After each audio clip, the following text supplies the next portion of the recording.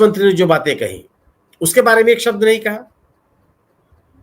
सवाल इस बात का है, सवाल तो ये इसलिए पैदा हुआ, सेना की गतिविधियों में थोड़ा कोई सवाल है।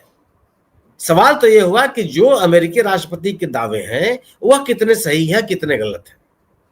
उनका जो ये कहना है कि वो मध्यस्थता करेंगे और कश्मीर को लेकर के किसी अन्य स्थान पर वार्ता होगी।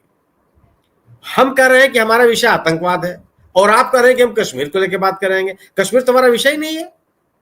भारत ये कहता रहा है कि हमने, तो अमेरिकी राष्ट्रपति कह रहे हैं कि 1500 साल पुराना विवाद है और इसको हम तय कर देंगे। बात इस पर होनी है ना, इस पर कोई बात नहीं हो रही है। देश की प्रतिष्ठा इसे गिरी हुई है। राम प्रकाश जी, राष्ट्रमंडल देशों का सम्मेलन हो रहा था युगांडा में। भारतीय डिप्लोमेसी की ताकत हमने देखी है और अमेरिकी प्रतिनिधिमंडल, आपकी स्थिति क्या हो गई कि आज अमेरिकी राष्ट्रपति भारत और पाकिस्तान दोनों देशों को एक पर्दे पर रखे हुए हैं। दोनों देश के नेताओं को एक साथ वो नाम लेके संबोधित कर रहा है। आतंकवाद के नाम पर कोई बात नहीं कर रहा, जो हमारा विषय है। जो विषय आज का है वो ये थोड़े रह गया है कि सिरा ने क्या किया, सिरा ने नहीं। अस्सलाम वालेकुम दोस्तों, मोदी ने ख्वाब में भी नहीं सोचा था कि पाकिस्तान इस कदर खतरनाक रिस्पांस देगा कि उनकी एयरफोर्स ही खत्म हो जाएगी और दोस्तों उसके बाद पूरा भारत मोदी के ही खिलाफ हो जाएगा। आज भारत के सारे लोग मोदी को गाली दे रहे हैं कि उसने हमारी एयरफोर्स खत्म करके दिखा दी है। दोस्तों राफेल कर रहा था पिछली बार, इस बार राफेल भी था और पाकिस्तान ने पिछली बार की तरह 1-2 तैयारे नहीं पूरे 6 तैयारे गिरा दिए, जिनमें दोस्तों पाकिस्तान ने ज्यादातर जो तैयारे गिराए हैं वो राफेल के तैयारे हैं। अब दोस्तों माना जा रहा है, कोई लोग कह रहे हैं कि अमेरिका से तैयारी खरीदने की दौड़ लगी हुई है, लेकिन दोस्तों तैयारे आज खरीदेंगे तो 2-3 साल बाद जाकर इनके पायलट ट्रेन होंगे और कैसे ट्रेन होते हैं वो तो आपको पता ही है। दूसरा ये भी कहा जा रहा है कि अमेरिका से आयरन डोम डिफेंस सिस्टम खरीदेगा क्योंकि S-400 इनसे तबाह हो गया है और किसी काम का नहीं है। दोस्तों सच्ची बात तो ये है कि राफेल तैयारा भी बड़ा जबरदस्त तैयारा है। मैं ये क्यों कह रहा हूँ क्योंकि हमारे पायलट्स ने इसे उड़ाया है। आप हैरान मत होइए, पाकिस्तान ने और कतर ने एक्सरसाइज की थी। कतर के पास थे राफेल, पाकिस्तान के पास थे F-17 थंडर ब्लॉक 2। पाकिस्तान के एयरफोर्स के साथ अब ये रोक कर कह रहे हैं। मैं आपको इंडियन मीडिया का एक तबसरा सुना रहा हूँ जिसमें बंदा ये कह रहा था कि पाकिस्तान ने राफेल में अपने तैयारे भेजे, लेकिन दूसरा जो पायलट था वो पायलट नहीं था बल्कि एक इंटेलिजेंस ऑफिसर था जो पीछे बैठकर राफेल की कमियां दोस्तों लिख रहा था और वो पायलट को बताता कि ये करतब करो, ये करतब करो, ये मिसाइल शूटिंग का आप सिमुलेशन करो। और इस तरह दोस्तों उस पाकिस्तान की इंटेलिजेंस ने इसकी सारी इंक्रिप्शन कोडिंग और सब कुछ समझ लिया था। इनके मुताबिक पाकिस्तान की और कतर की एक्सरसाइज हुई थी और पाकिस्तानी पायलट ने इसे उड़ाया है और वो कहते हैं कि ये जबरदस्त। डीजी एयर ऑपरेशन की बात भी सुनी होगी, उन्होंने कहा था बेहतरीन है और S-400 भी बेहतरीन था लेकिन निकम्मे है। अब क्या हो रहा है कि आयरन डोम अगर खरीदेंगे और दोस्तों रूस को नाराज करेंगे तो पाकिस्तान के पास सुनहरा चांस होगा कि S-500 खरीद ले। S-500 दोस्तों S-400 का ही एडवांस वेरिएंट होगा और पाकिस्तान चाइना की मदद से रूस से ये खरीद सकता है और पाकिस्तान फिर देखें तो S-400 किस तरह इस्तेमाल होता है, पाकिस्तान S-500 किस तरह इस्तेमाल करेगा वो भी ये भारतीय देख लेंगे। तैयारे अच्छे हैं लेकिन दोस्तों ये लोग ही किसी काबिल नहीं है। पजीत है और पजीत आपको पता है सिर्फ और सिर्फ खाने की है और दोस्तों पेट भरने के अलावा इन पजीत को कोई दुनिया का काम आता ही नहीं है। सोई तक नहीं बना सकते, इतने बेवकूफ और निकम्मे और दोस्तों निकट्ठू लोग हैं। दूसरी बात यह है तुर्की के पास S-400 पड़े हैं और तुर्की इसे इस्तेमाल नहीं करना चाहता। उसने काफी भारत से भी ज्यादा बैटरीज खरीदी थी और दोस्तों कमांड सेंटर उसके पास भारत से भी ज्यादा है। अब ये हो रहा है कि वो बेच रहा है और किसी मुल्क को बेचेगा तो पाकिस्तान को भी उन्होंने ऑफर किया है, लेकिन पाकिस्तान ने खरीदना है या नहीं खरीदना ये बात की बात है। तुर्की F-35 ला रहा है अमेरिका से और अमेरिका की ये शर्त है कि पहले वो S-400 को किसी मुल्क को बेच दे। हासिल किया है अपने पराक्रम से, बार बार हासिल किया। तो विषय यह है कि आखिर जो देश की प्रतिष्ठा दांव पे लगा दी गई और जो बात अमेरिका के द्वारा दावे किए जा रहे हैं वह कितने सही है कितने गलत है, बात उस पर होनी चाहिए, सफाई उस पर होनी चाहिए।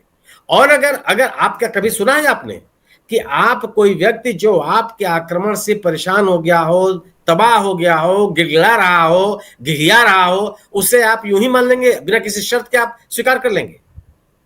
अमेरिका जो जब इस तरह के समझौते हुए हैं पाकिस्तान और भारत के साथ लिखित समझौते हुए कि पाकिस्तान ने बाकायदे वायदा किया है ये चीज हम नहीं करेंगे, माने या ना माने, किसी बात पे भारत ने कोई आश्वासन लिया पाकिस्तान के साथ?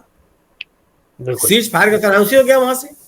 तो ये जो पूरा का पूरा प्रकरण है महत्वपूर्ण इसलिए है और इसलिए जवाबदेही चाहिए। और चूंकि भारतीय जनता पार्टी आप कहिए कि साहब ये आलोचना राजनीति के लिए हो रही है, अरे सवाल उठाना राजनीति करना है क्या? ताशकंद समझौते का विरोध किया था जनसंघ ने राम प्रकाश जी, लाल बहादुर शास्त्री के जमाने में सड़क पर उतरा था जनसंघ के लोगों ने। क्या वो देशद्रोह था? बिल्कुल देशद्रोह नहीं था। सरकार के निर्णयों पर सवाल पैदा करना देशद्रोह नहीं होता। 26/11 की घटना के बाद उस समय के गुजरात के मुख्यमंत्री नरेंद्र दामोदर दास मोदी जी ने गेटवे ऑफ इंडिया पर खड़ा होकर के भारत के प्रधानमंत्री से 5 सवाल पूछे थे। सरकार के ऊपर उन्होंने कई आपत्तियां उठाई थी, वह भी देशद्रोह नहीं था। और आज जो विपक्षी दल सवाल उठा रहे हैं सरकार के ऊपर, यह भी देशद्रोह नहीं है। बिल्कुल। सरकार के ये सेना की आड़ में अपनी विफलताओं को छिपाने की कोशिश नहीं होनी चाहिए। इस देश की प्रतिष्ठा को आघात लगा है, यह इसकी जवाबदेही सरकार के ऊपर है। सरकार को इसका जवाब देना चाहिए। जी, ट्रीट वैसे ही किया जा रहा है जैसे हर सवाल पूछने वाला देशद्रोही हो। कहा यही जा रहा है किसी न किसी माध्यम से।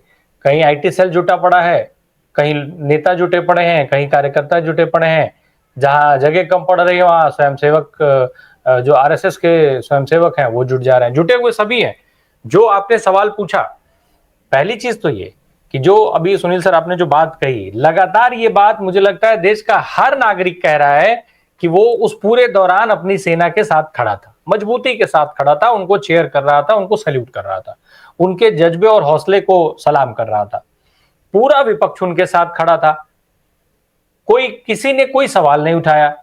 जैसे ही नरेंद्र मोदी जी का नाम लिया जाता है, कोई सवाल पूछा जाता है, अनपढ़ कुपढ़ टाइप के लोग आकर के कहने लगते हैं कि अरे इनको तो अपने आर्म्ड फोर्सेस पर भरोसा नहीं है।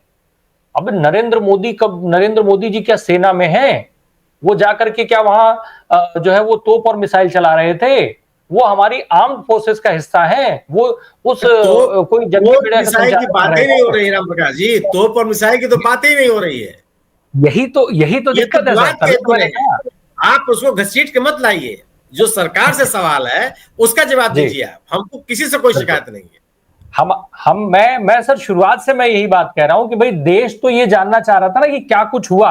और प्रधानमंत्री जी आए तो उन्होंने सीधे सीधे भावनात्मक एक तरीके से ब्लैकमेल किया ना देश के लोगों को कि वो सेना का शौर्य बता रहे थे। अरे सेना का शौर्य कौन नहीं जानता है, जरा बताइए। सेना का शौर्य किसने नहीं देखा इस दौरान? क्या हम सब लोग, जो 4 लोग यहाँ 5 लोग बैठे हैं, जो उसमें क्या सब उसमें से किसी ने क्या सेना का शौर्य नहीं देखा? और आप इतने लंबे समय से देखते आ रहे हैं, हरिशंकर सर इसके पहले से देख चुके हैं। तमाम सारी शौर्य गाथाएं मैं पढ़ता हुआ आ रहा हूं। अपने देश का इतिहास जब पढ़ा गया तो जानते तो हम हैं ही अपने सेना पर। अपने सेना पर तो हर भारतवासी को भरोसा है। फिर बार बार उसको पीढ़ियों ने देखा है। सेना का शौर्य पीढ़ियों ने देखा है। बिल्कुल, एक दो लोग देखने की बात नहीं है, उस संदेश से परे है। सेना पर सवार होकर के, सेना की गतिविधियों पर सवार होकर के जवाबदेही से बचिए मत। लेकिन ये सर एक ट्रेंड हो गया है। आपने हर मामले में देखा, जब अडानी जी पे सवाल उठता है तो अडानी जी को राष्ट्र से जोड़ दिया जाता है। जब अंबानी जी पे सवाल उठता है तो अंबानी जी को देशभक्ति से जोड़ दिया जाता है। जब नरेंद्र मोदी जी पे सवाल उठेगा तो वो प्रधानमंत्री से सवाल हो जाता है। नरेंद्र मोदी जी बतौर भाजपा के नेता चुनाव प्रचार में जाते हैं, विपक्ष का कोई नेता अगर उनसे कोई सवाल पूछ देता है तो वो कहते हैं कि लो इनको प्रधानमंत्री पर भरोसा नहीं है, प्रधानमंत्री को इन्होंने ऐसा कह दिया। प्रधानमंत्री जी खुद जो है खड़े होकर के गिनवाते हैं कि मुझे इतनी गालियां दे दी गई, नंबर्स बताते हैं, वो एग्जैक्ट नंबर बताते हैं।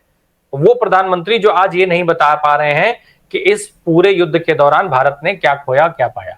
वो प्रधानमंत्री जी जो ट्रंप साहब को ये नहीं कह पा रहे कि भाई तुम काहे पे मध्यस्थता कर रहे हो, हमको बात आतंकवाद पे करनी है, तुम जम्मू कश्मीर को कहां से लेकर के आ रहे हो बीच में, तुम तीसरा देश कैसे आ गए और तुम चौथे देश में बैठ करके बात करने की बात कैसे कर रहे हो।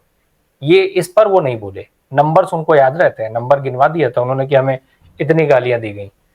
आलोक तिवारी सर, आज जो ये 2 सवाल हैं, अभी जो हालांकि सुनील सर ने जो बात कही निश्चित तौर पे वो अहम है कि राफेल गिरा कि नहीं गिरा वो सवाल नहीं है, लेकिन पूरे दुनिया में इसकी चर्चा चल रही है। और पहलगाम में चूक कैसे हुई, उस चूक का जिम्मेदार कौन है, ये अभी तक कहीं क्लियर नहीं हुआ, अभी तक कहीं पता नहीं चला। अब तो प्रधानमंत्री जी बाहर आ गए, आदमपुर एयरबेस तक घुमाए,